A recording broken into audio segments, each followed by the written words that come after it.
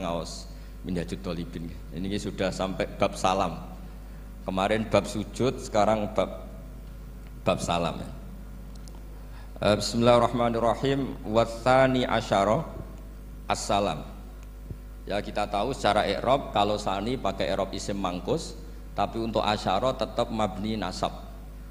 Mabni fathah maksudnya. Jadi semua ulama ngendikan adat mulai ahada asyara sampai tis'ata asyara tetap berstatus mabni apa?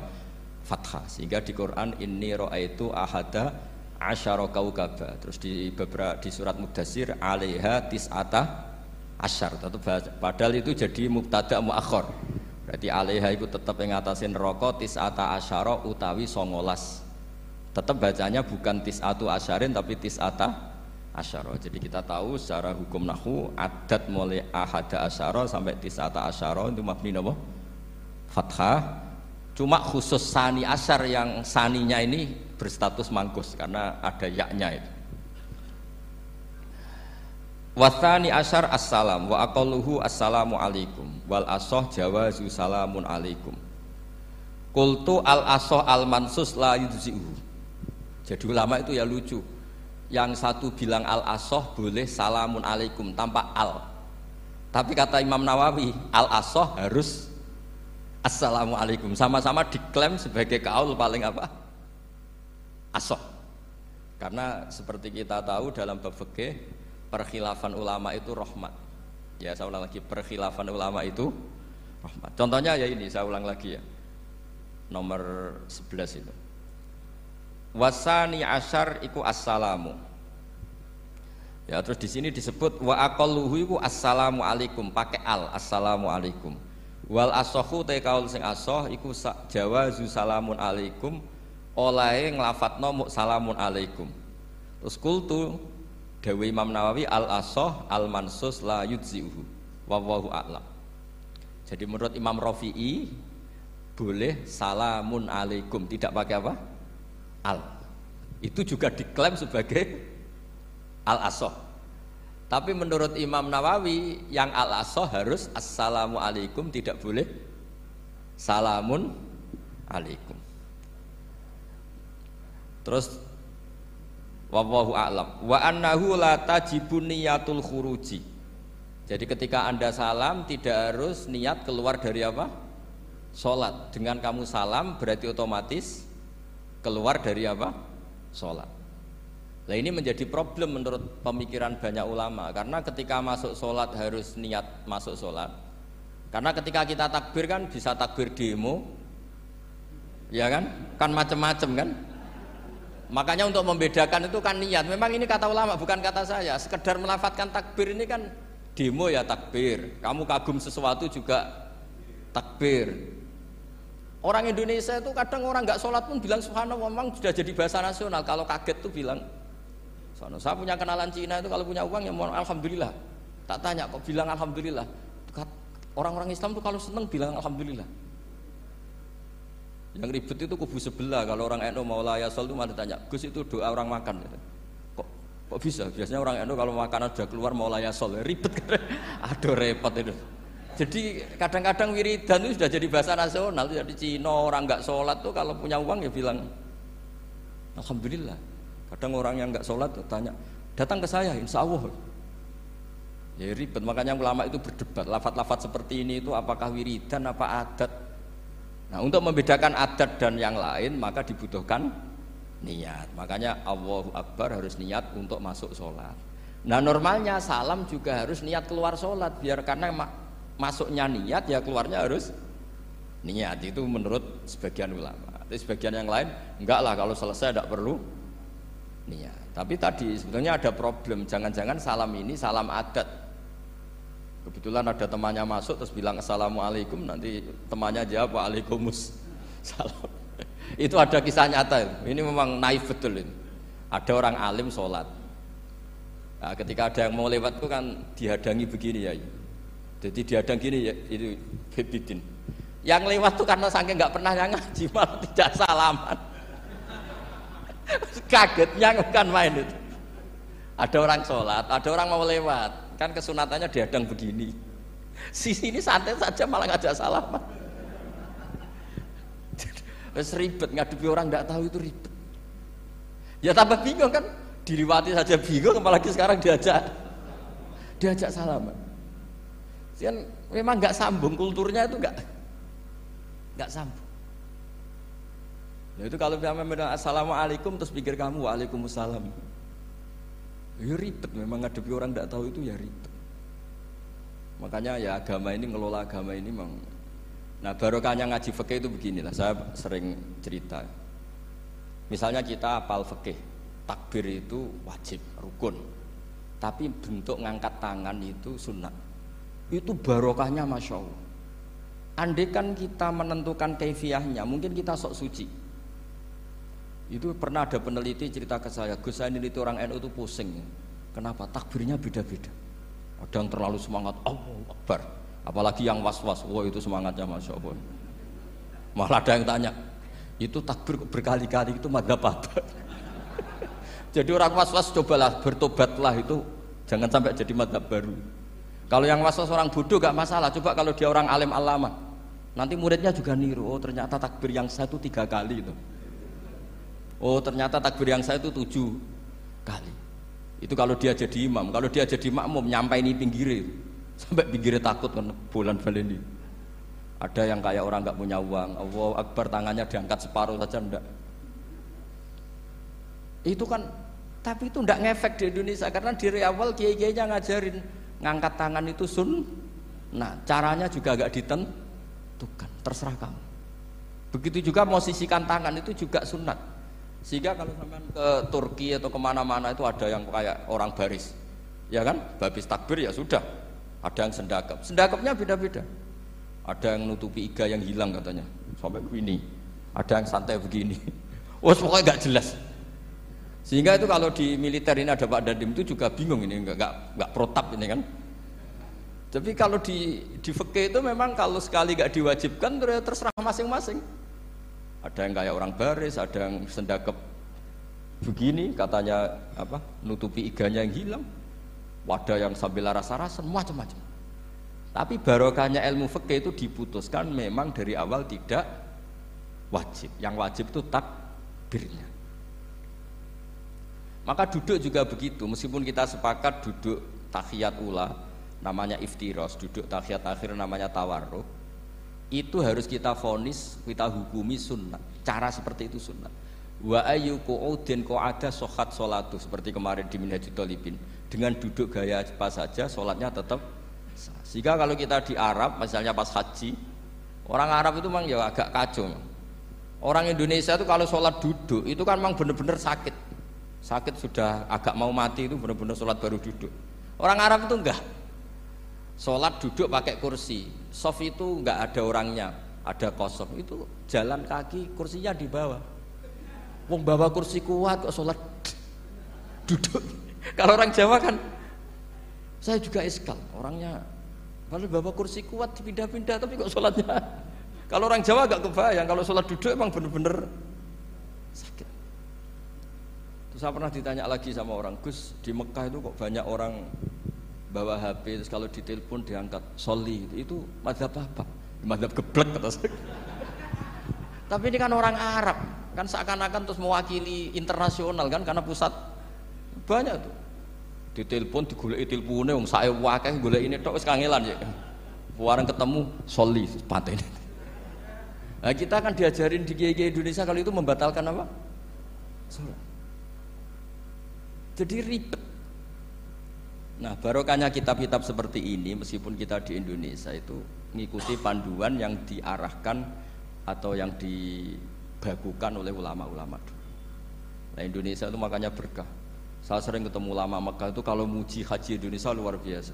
Bukan sekedar sopannya, memang cara hajinya itu nyari kaul yang disepakati itu sah. Karena memang dilatih KBIH, dilatih Kemenak, masih dilatih kiai setempat.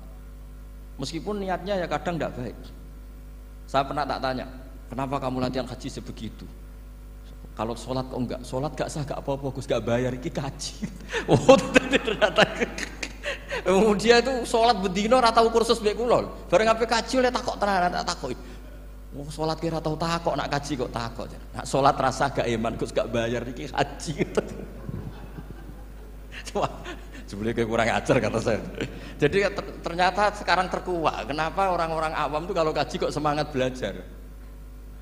Semangatnya sama dengan sholat apa di bawah haji jauh sholat itu? Berpuluh-puluh tahun sholat tuh dengan gaya yang nggak ada perkembangan.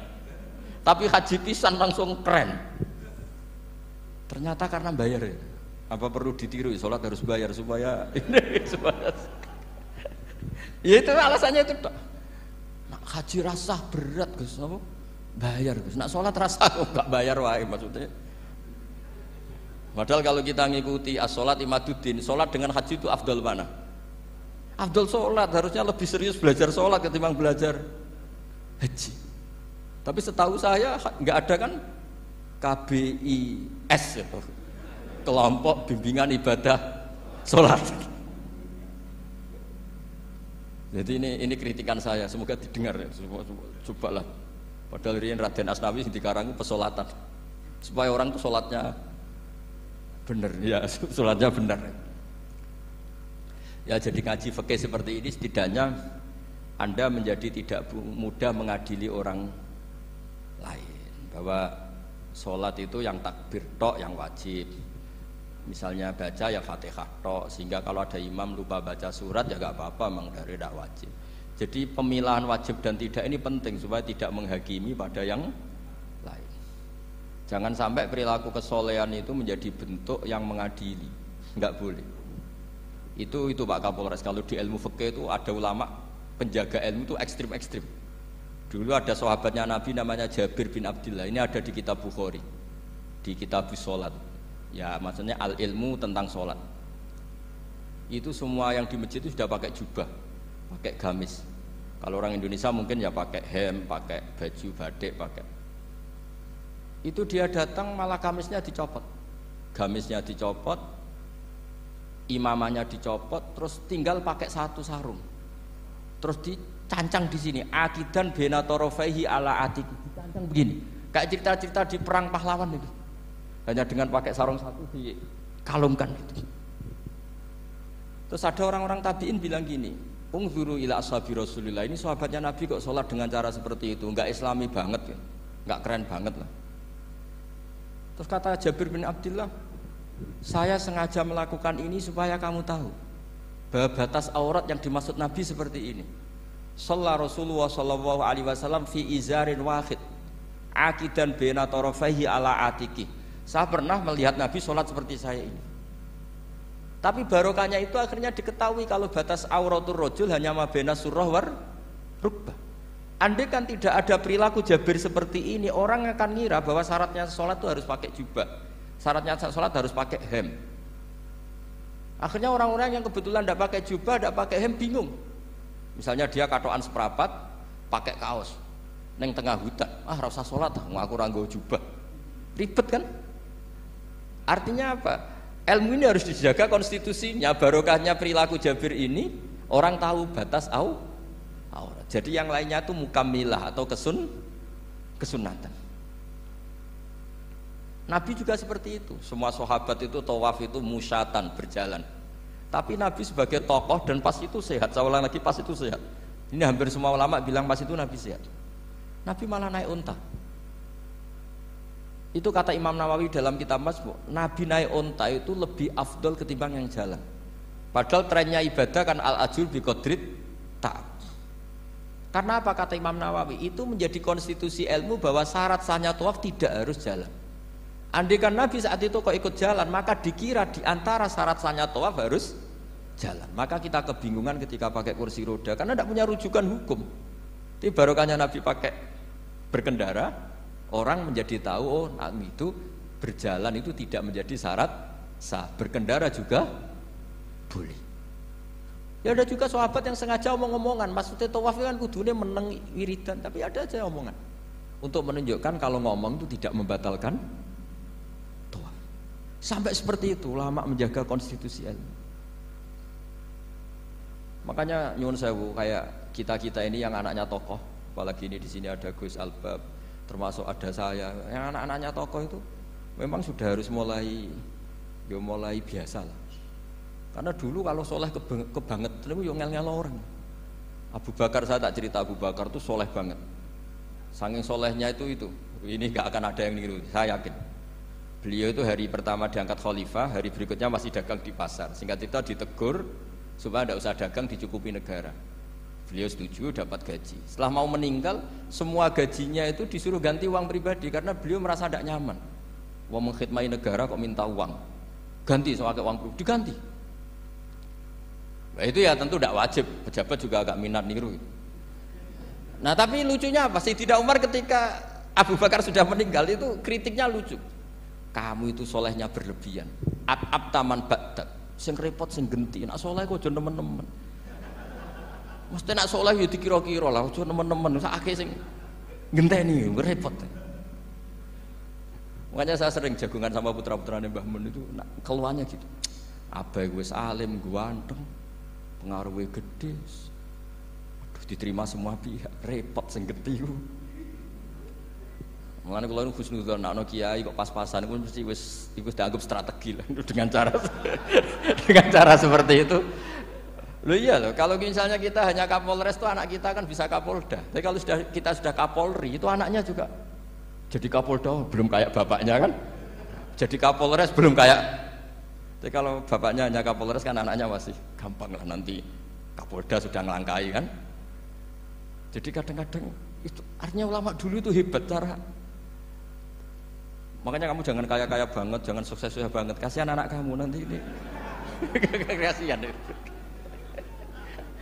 Makanya saya sebenarnya jadi kiai itu yang ingin bener-bener banget, tapi saya santriku lah kira-kira. Ini bukan justifikasi, tapi ini cerita saja cerita. Jadi di antara makalahnya Sayyidina Umar yang terkenal itu komentar Abu Bakar itu at-ab taman ba'dak. At-ab tangel-ngel no siro man ing wong ba'daka sausti siro. Kowe iku terlalu bener sing repot aku iki penggantimu. Enggak aku maksa soleh tetep ora koyo Abu Bakar. Maksa soleh nek koyo kowe nek soleh ku kira-kira lah aja nemen-nemen gitu. Dadi penggantinya itu. Ini cerita ya, jadi saya mohon. Nah, barokahnya itu juga kesolehan yang massal itu diakui oleh ulama. Termasuk begini misalnya nyuwun sewu, Nabi itu menyebut kesolehan itu ya termasuk wa fi buti ahadikum sedekah. Kowe ngeloni bojomu ya sedekah. Ayati ahaduna syahwatahu wa walahu ajrun. Masa urusan gitu dapat pahala ya Rasulullah? Jawab Nabi enteng. Alai salawadu aha fi haramin akana alaihi wisrun. Kalau dia begitu sama selain istrinya kan dosa. Ya berarti kalau sama istrinya ibadah, tidur ya ibadah, kumpul istri ibadah, bercengkrama sama keluarga ibadah. Akhirnya ulama bikin satu hukum yang luar biasa. Di antara hukum yang di kitab usul fikih itu begini. Mubah itu udah ada. Itsmamin mubakhin illa wa yatahaqqaqu bihi tarku haramim ma. Fa'il zamu minas sukun tarkul qatli wa minas sukut tarkul qadzaf wal ghibah. Sehingga kita ulama misalnya melihat orang kampung sekatokan seprapat ning omah ngomel mbek bojone, mbok ngomel mbek anake, ini luar biasa karena ndak di diskotik, ndak di tempat-tempat yang seperti itu. Ana wong ning omah nglamun rokokan wis delok tikus liwat misalnya. Lumayan delok gambar porno. Itu ada ulama yang berpikir itu karena tidak ada sesuatu yang mubah kamu lakukan kecuali saat itu Anda meninggalkan keharaman. Makanya kata ulama mubah itu tidak ada. Karena saat melakukan mubah artinya Anda tarkul haram. Wa tarkul haram wajib. Berarti fal mubah wajib. Sehingga ulama misalnya sampean turu mulai barisan nanti subuh. Hadza taraka zina wa taraka sariqah wa taraka kadza wa kadza. Semoga malaikat pakai usul fikih itu. Kalau malaikat pakai usul fikih itu kamu tidur habis isya sampai subuh hadza tarokal ma'asi kasirah. Lah yang ribet kalau malaikatnya bagian khusyuk. Hadza tarokat tahajud wa tarokal witra wa tarokal itu ribet itu. Nah, kita semoga malaikatnya yang percaya pendapat tadi. Jadi ada dua pandangan, ada ulama mengatakan mubah itu tidak ada karena tidak ada orang yang sedang melakukan mubah kecuali saat itu pasti meninggalkan keharaman. Makanya ini sirinya kenapa dulu kiai-kiai top itu sering jagungan. Orang tahu semua lah, Mbah Zubair sering jagungan, dulu Mbah Tur ya sering jagungan di depan Masjid Menara. Karena ingin mensuasanakan bahwa untuk menikmati hidup itu tidak harus dengan keharaman. Jagungan mbek konco ya seneng, gejul-gejulkan mbek konco ya seneng. Ini anggap saja perlawanan terhadap supaya tidak nikmati maksiat. Wa qutbu hadzal al-istidzad bil mubahat, kata Imam Ghazali. Inti beragama ini adalah nikmati sesuatu yang dihalalkan oleh Allah Subhanahu. Coba ketika orang lain bisa nikmat kalau harus ke tempat-tempat maksiat, kamu cukup nikmat ketemu konco gojol-gojlokan zaman mondok padha mlarate. Terus diterusno saiki yo jek melarat atau cocokan melarat itu kan keren loh. Keren. Sisi tok diusir mertuane, sisi tok diusir IP ini terus cocokan. Ndak kowe piye Kang, gak apa-apa sabar kabeh kodok kodar wae yo Kang.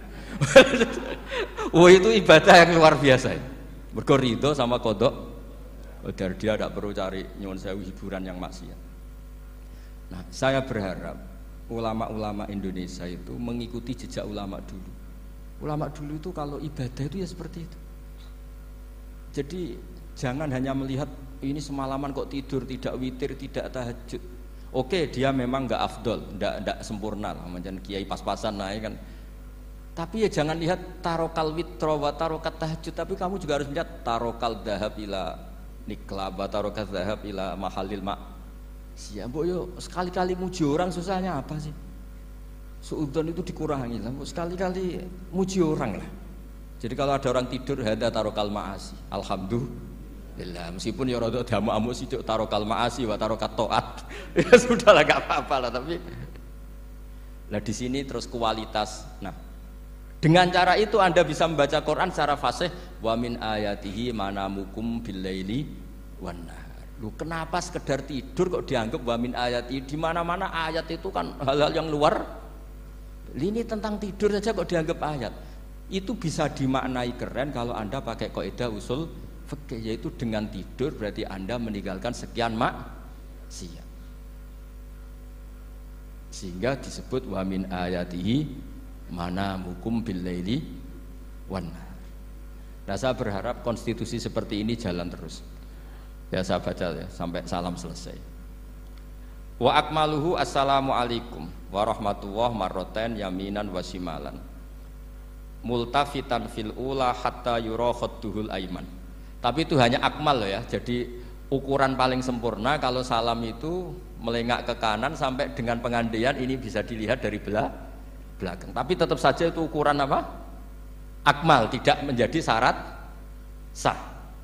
Jadi ya sampai melengak gini sampai kira-kira terlihat dari apa? Belakang. Tapi ukuran itu tetap akmal hatta yura khadduhul aiman. Wa fisaniyah saat terusé alisar terus nawian assalam alaman an yamini wa yasari minal malaikati. Dia meniatkan salam itu kepada orang-orang di sisi kanannya mulai malaikat dan manusia dan jin. Wayan wil imamu assalama alal muqtadin wahum arrodda alaih wahum yanwauna napa arrodda alaih. Jadi wahum yanwuna arrodda alaih. Jadi imam niat salam untuk makmum, makmum niat membalas salamnya apa? Imam. Tapi itu saya ulang lagi hanya akmal. Terus asal isya asar tartibul arkan kama dzakarna.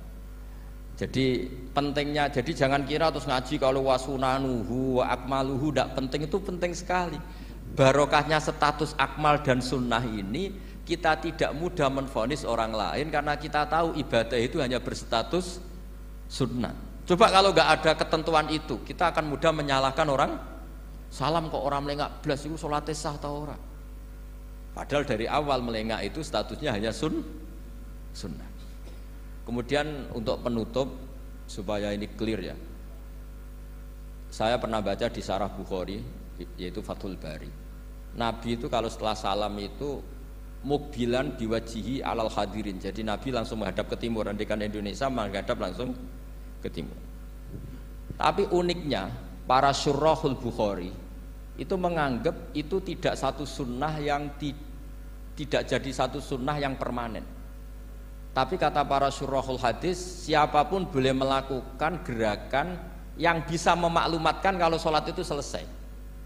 Saya ulang lagi ya, jadi Nabi menghadap ke timur kalau di konteks Indonesia itu sebagai bentuk maklumat, ini loh sholat saya sudah. Karena takutnya apa? Orang yang dari jarak 2 kilo 3 kilo ingin makmum sama Nabi, andai kan Nabi tidak menghadap ke timur, tetap posisi seperti sholat menghadap ke kiblat, maka orang dari luar mengira Nabi fi sholatin, ya Nabi masih dalam. Bahayanya apa? Kalau orang ini langsung takbir usolli fardhu zuhri misalnya makmuman, ternyata Nabi sudah sholat. Berarti sholatnya nggak sah. Kenapa? Irtibatus sholat atau robtus sholat biman huwa laisa fi sholatin. Dia menggantungkan sholat dengan orang yang sudah tidak, dan itu bahaya sekali. Masa kamu sholat makmum sama orang yang sudah tidak. Nah semenjak itu terus ada aturannya ulama, siapapun yang jadi imam harus memaklumatkan diri dengan cara apa saja supaya menunjukkan kalau sholat itu selesai. Makanya adat kiai-kiai kita tetap menghadap kiblat tapi namanya astagfirullahaladzim. Itu sebetulnya memaklumatkan. Lo nak niat banter nyentak pangeran masuk istighfar giantre gak sopan blas astagfirullahaladzim. Itu sebetulnya itu memang maklumatkan iki lho jong salatku wis bar. Nak kowe ape makmum masbuk sing ijek salat atau cuma makmum aku gitu. Terus ada yang separuh-separuh ya tidak madhep wetan, madhep kulon, madhep ngalor. Itu ya sedengan gitu maksudnya sedengan. Karena memang kata Surahul Bukhari butuhe itu apa? Imam punya gerakan yang menunjukkan kalau sholatnya itu selesai supaya nggak dikira fi sholatin kemudian ada yang ya clear ini ya. Jadi tidak perlu diperdebatkan kenapa sih ada yang menghadap timur, ada yang menghadap ke utara, ada yang tetap menghadap ke kiblat. Itu nggak perlu diperdebatkan, itu semuanya ada ilmunya, yaitu filosofinya apa? Ada gerakan yang menunjukkan kalau dia sholatnya selesai supaya tidak ada yang ikut. Sekali ada yang ikut berarti nanti apa? Robtus sholati biman laisa fi sholatin, yaitu menggantungkan sholat dia dengan orang yang hakikatnya sudah ada sholat. Ya nyuwun ngapunten sanget. Assalamualaikum warahmatullahi wabarakatuh.